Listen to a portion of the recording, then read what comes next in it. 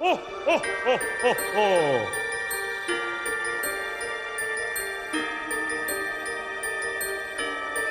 Oh, oh, oh, oh, oh. Merry Christmas.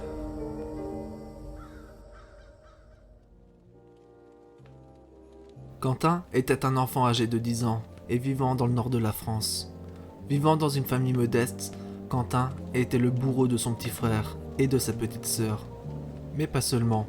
Avec certains de ses copains de classe, Quentin faisait vivre un véritable enfer aux autres enfants de son quartier.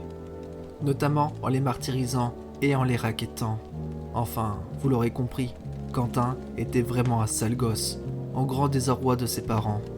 Mais un jour, à cause de son comportement et de celle de ses copains, la situation vire au drame. Un enfant qui voulait pas se soumettre à la bande fut roué de coups et fut laissé pour mort.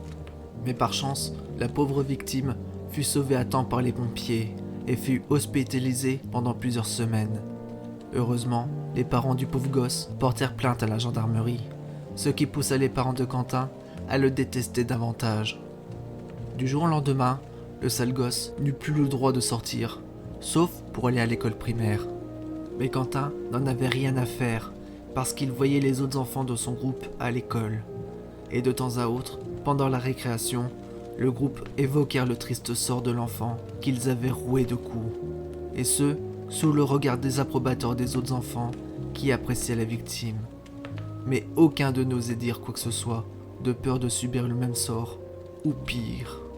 Quentin se sentait protégé par son groupe, mais cette situation fut chamboulée quand il reçut un étrange cadeau, le jour de Noël 2008, où l'unique cadeau qu'il avait reçu était complètement vide et dont l'expéditeur était inconnu.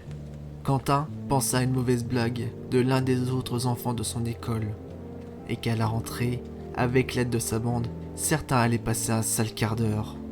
Quentin attendait ce jour avec impatience, imaginant des vengeances de toutes sortes, comme par exemple des menaces, des coups ou alors des humiliations publiques. La dernière option séduisait Quentin. Enfin, le jour tant attendu arriva, le jour de la rentrée. Il n'était pas encore 8h du matin que Quentin était déjà devant la grille de son école, prêt à attendre ses copains pour les prévenir de son plan de vengeance. Les minutes passèrent et, étrangement, aucun ne fit son apparition, mis à part les autres enfants que Quentin tourmentait avec ses copains. Et c'était plutôt étrange pour le sale gosse. Sa bande n'était pas là, mais les enfants le regardèrent bizarrement et inexplicablement tous se réunissèrent en cercle autour de lui. Pour la première fois, Quentin avait peur des autres. Sans rien dire, le cercle d'enfants se referma. Et à ce moment-là, le calvaire de Quentin allait débuter.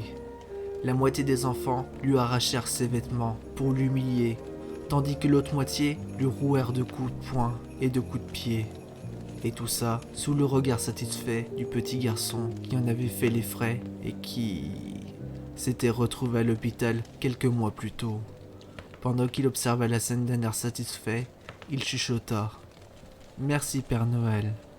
En effet, une fois rétabli, le petit garçon avait soif de vengeance.